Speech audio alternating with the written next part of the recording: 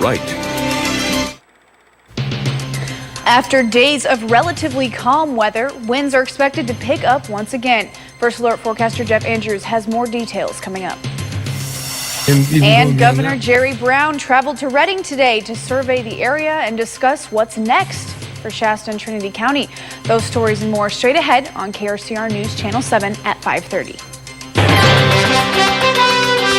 You're watching KRCR News Channel 7 at 5:30. Get the facts right. The Carr fire has burned more than 141,000 acres in the North State. Strong winds and dry weather aren't helping these flames and are making it difficult to contain. Good evening and thank you for joining us. I'm Julia Avery. Well, we will be getting to Governor Jerry Brown's visit to Redding today for a briefing on the Carr fire. But first, let's get straight into weather with First Alert forecaster Jeff Andrews joining us with a look at that forecast. Good evening, Jeff. Good evening, Julia. Our air quality in poor shape. The entire valley in the red range, unhealthy. Avoid outdoor activity. I saw my neighbors pulling weeds, no mask on. I'm like, really? Seriously? Here's a look at the air quality as far as the region. You kind of see where you fit in here. There's an awful lot of red. Those are the unhealthy areas, all right? You got to go all the way to the east here a bit to see where it reaches the moderate. And even that still is compromised. A weather alert day for today and also for tomorrow. A red flag warning in place, high fire danger. Here's a look at that red flag warning map. This is through 11 o'clock this evening. Wind gusts likely from the northwest, potentially 25 to 30 miles an hour this evening. Here's a look at the heat detection map that came out just a few hours ago. The dark red, the areas you're seeing here, that's in the last 6 hours. That shows you where the strongest heat is. Trinity Camp, pretty close to where the activity is, the main activity. This is at 3,300 feet, 82 degrees, super dry right now. The winds have already picked up from the southwest, 10 miles an hour, gusts close to 30 miles an hour. Visibility, maybe 2.5 hours of flight time left. Sunset about 8:30. Here's a look at visibility. They need at least 3 miles in order to launch that air attack. And here's where we're at, 4 miles for Redding. We'll get to more in just a few minutes. Julia, back to you. Thanks, Jeff. We've received calls this afternoon regarding new fire activity and new evacuations in French Gulch, but we spoke with CAL FIRE and they told us that there are no new evacuations in French Gulch. Alerts that went out were the same evacuations sent out last week. They also told us that besides some small spot fires in the Igo-Ono area, there is no new fire activity there either. Once again, no new fire activity in the Igo-Ono area. They told us that at this time of day, winds shift, making the fires more active and smoke plumes more visible. They also told us that people staying in evacuated areas are taking resources away from actual firefighting and urge all of those staying in the evacuated areas to leave now. Governor Jerry Brown was in Anderson today to give a press conference on the Carr fire. KRCR News Channel 7's Trevor Fay attended to ask Brown about the White House's response to the crisis. And he joins us now live at the Shasta District Fairgrounds where the meeting took place. Good evening, Trevor. Good evening, Julia. Governor Brown told me we'll just have to wait and see exactly how much financial aid California gets from the Trump administration. He said that the request for aid has been submitted, but the amount of damage done by the Carr fire is still being assessed. Governor Brown spoke for only a couple minutes and took just a few questions before ending the press conference. Members of the Governor's Office of Emergency Services stayed to answer questions about Brown's response to the fire, including the amount of relief funds made available by the state. The county is collecting the damage estimates and response costs to the incident, so those are all taken into consideration and totaled up, and we are evaluating those at the state level. Several CAL FIRE personnel were in the crowd while Brown spoke. Many of them had been on the job for over a week, and they took the opportunity to announce the next step in their firefighting plan. Every day we're going to be out there pounding the ground, making sure that the fire is not going to escape the primary lines that we put in. Unfortunately, some people see the Carr fire as an opportunity for crime. Law enforcement spoke about how they've dealt with looters and the like. We've had reports of thefts and burglaries, but we've also made a number of arrests, and these people are in jail, They'll be fully prosecuted to the fullest extent of the law by our district attorney. Some local politicians spoke with media after the conference to let the public know how they plan to aid them during the fire. We try to be a connector, so if you've got a problem and you need certain services, we want to make sure that we can connect you with whoever can help you. Brown said now is the time to rely on one another to make it through the disaster, saying there are not enough government workers to take care of everyone who needs help. Governor Brown called on everyone to do more to help prevent disasters like the Carr fire from occurring in the future. He says that we have to be careful due to changing weather and climate conditions seen in California and around the world. Reporting live in Anderson, Trevor Fay, KRCR News, Channel 7. Thank you, Trevor. Now, although evacuations are getting lifted in many areas, the work is far from over for firefighters in the North State. CAL FIRE held a meeting this morning to lay out their plans ahead of Governor Jerry Brown's arrival. We attended the event this morning and have all the latest updates on the Carr fire. The big topic discussed at today's briefing was safety. They said they expect the wind to shift in the afternoon today, in addition to the red flag warning that's in effect until 11 tonight. The fire is still very active in the Lewiston area, but they still do not expect it to reach the city of Lewiston. Evacuation orders have been lifted and residents may return home in the following areas: Land Park subdivision for residents only, Stanford Hills subdivision, again, residents only. Now, access into the areas for residents of the Land Park subdivision and Stanford Hills subdivision will be from Keswick Dam Road to Buenaventura Road.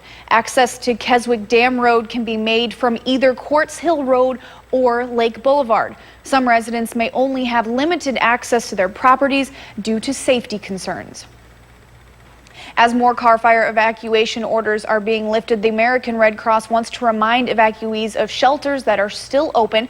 Trinity High School, located at 321 Victory Lane in Weaverville, and Shasta College, located at 11555 Oregon Trail in Redding. The American Red Cross Wildfire Information Line, located here at the bottom of your screen, is available for updated information on shelter locations, meal locations, transportation, health services, disaster mental health services, and other opportunities for assistance. Coming up, a free training seminar was held today for mental health professionals to help those recovering emotionally from these fires. Plus, the horrific account of a couple who had no other choice but to flee their home and run from the Carr fire. Their story is straight ahead.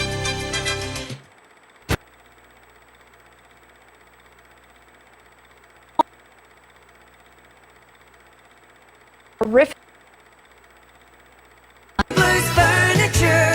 Furniture for life. A Redding dentist posted a horrific account of what happened to her and her husband last Thursday night when they escaped the Carr fire. KRCR News Channel 7's Tamara DeMonte met with them and learned they had no other choice but to run. Thursday night, July 26th, Dr. Parvin Carter said despite seeing the Carr fire burning from a distance, her drive home to Stanford Hills seemed relatively calm. And it looked like a tornado under the sun. There was only one fire truck. And I said, well, then there's no urgency. They wouldn't have one fire truck and one person. Once she got home, something made her ask her husband, Dr. Fard, to go outside and turn on the sprinklers. She went out front as well and started taking pictures. As soon as I took that picture, 2 houses down the street, I saw the fire behind them. When they went back inside, there was no electricity. They knew it was time to go. And during this time, their neighbor, Judah Gowan, was making his own escape from Stanford Hills. It is everywhere.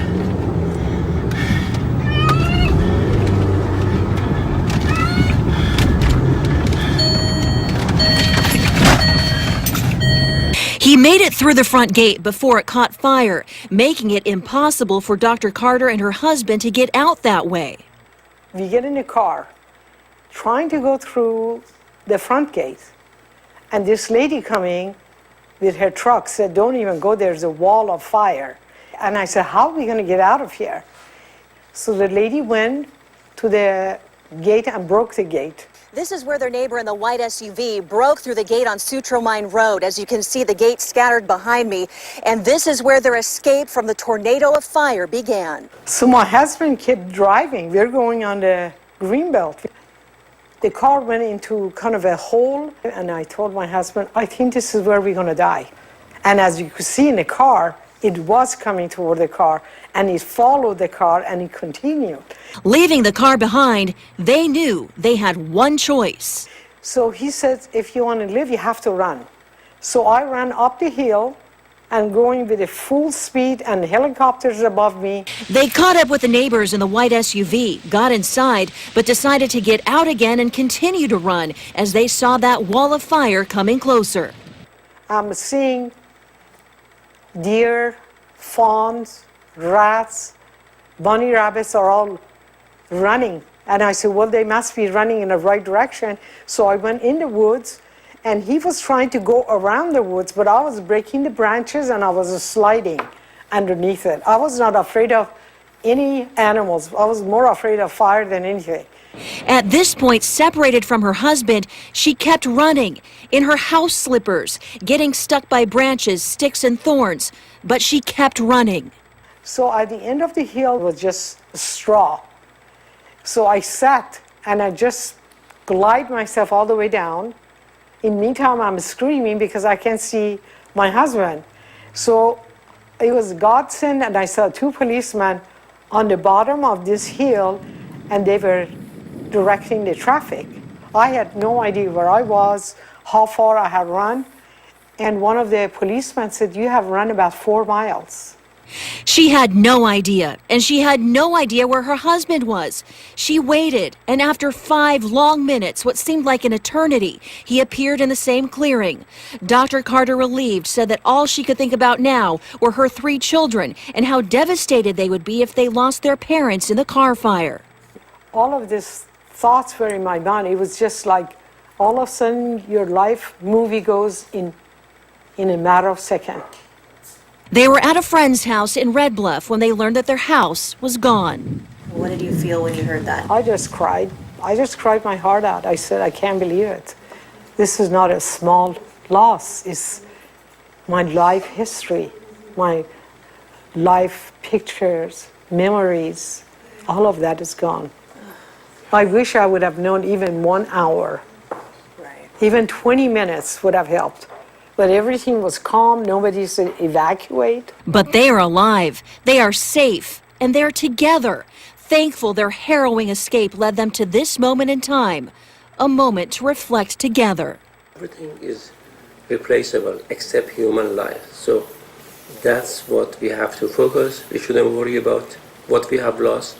We have to worry. We actually celebrate what we have gained. What did we gain? A new life. Tamara DeMonte, KRCR News Channel 7. That was Tamara DeMonte reporting. Keeping a close eye on the winds. Red flag warning through 11 o'clock tonight. Going to have some winds tomorrow, too. Also tracking the return of heat. We'll talk more about that when we come back after the break.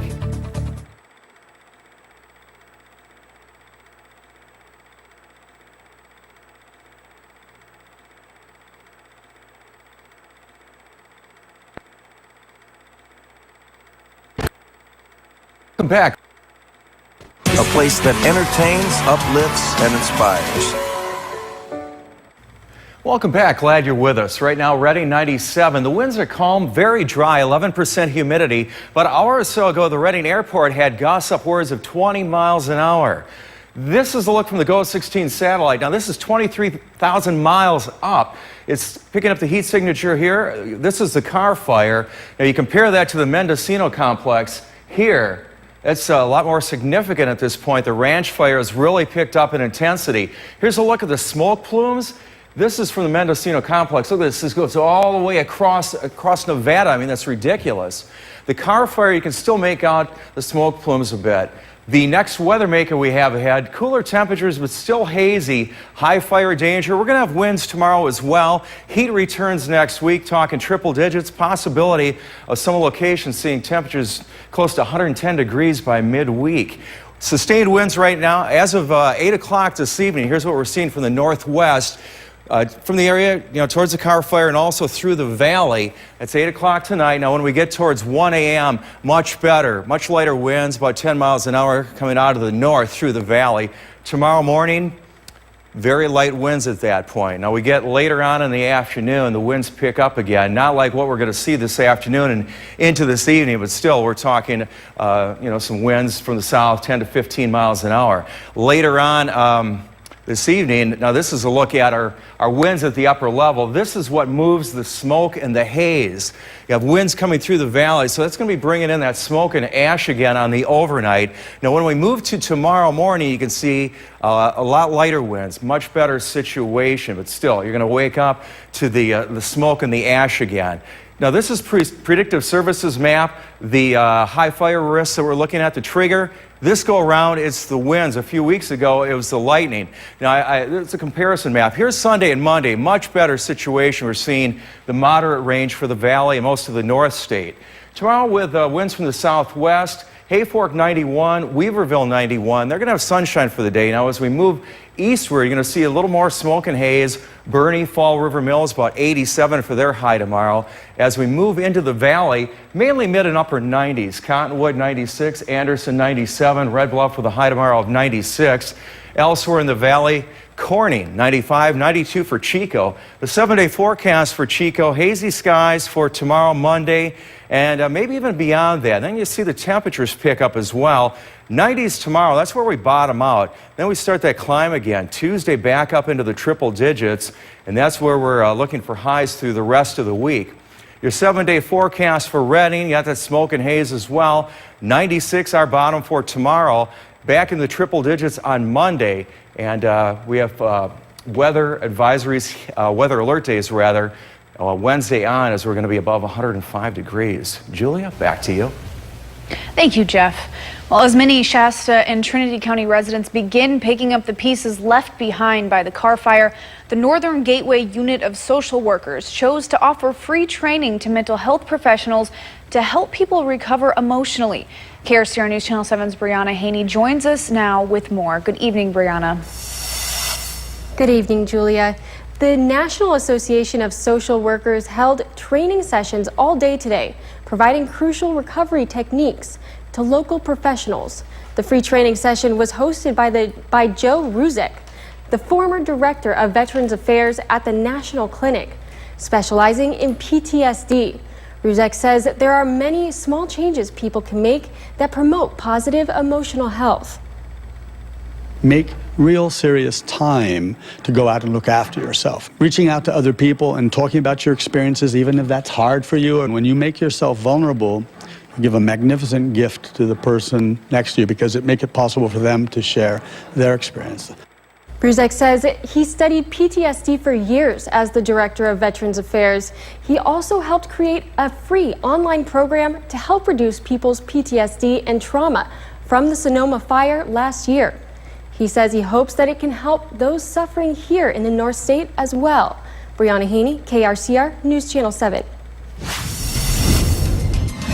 Well, it takes more than your average drone to help firefighters battle the Carr fire. Coming up, the full military combat drone being used for relief efforts.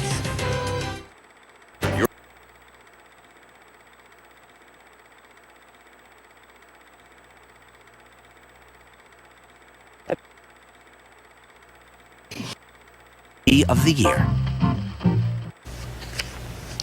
The Air National Guard is using a drone to help firefighters battle the huge blaze. Now, this isn't one of those quadcopters your friend or neighbor flies at the park. We're talking a full military combat aerial vehicle. Steve Large has the story.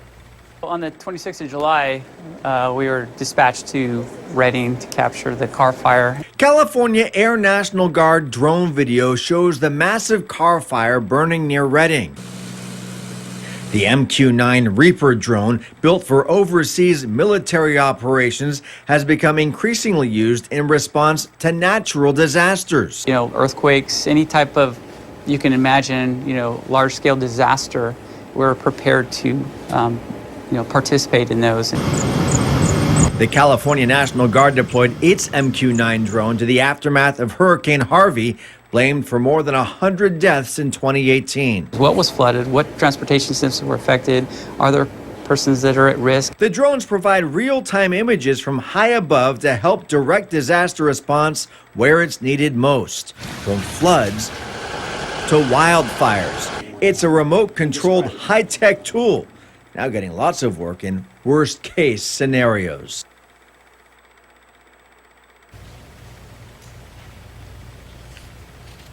Stay with us. We'll be right back.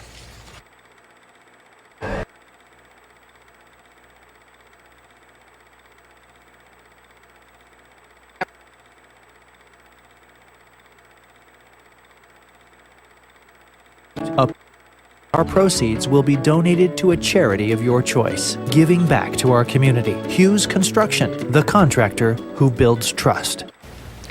Well, we told you about 7-year-old Lila Pratt earlier this week. She has set up her lemonade stand in Chico to raise money for people affected by the Carr fire. We checked back with her today. I saw it and I just wanted to help the people in Reading. Did your folks say something about helping with school supplies too? Or what are you going to do for kids headed back to school? Well, we got 48 backpacks, girls and boys, and we got like colored crayons and markers and pencils, colored pencils and real pencils and erasers and sharpeners, all that stuff. Folders and paper and notebooks. Cute. Everyone is doing their part. Well, a total count was done today before she closed up the stand, and Lila surpassed her goal, and when all said and done, she reached $2,040. She's got that lemonade stand pretty well tricked out. Yeah, really. Much better than any of mine ever were. Oh, super dry. I mean, it's good lemonade drinking weather, isn't it? Yes, definitely. All right. Well, we will be back again at 6:30. We'll see you then.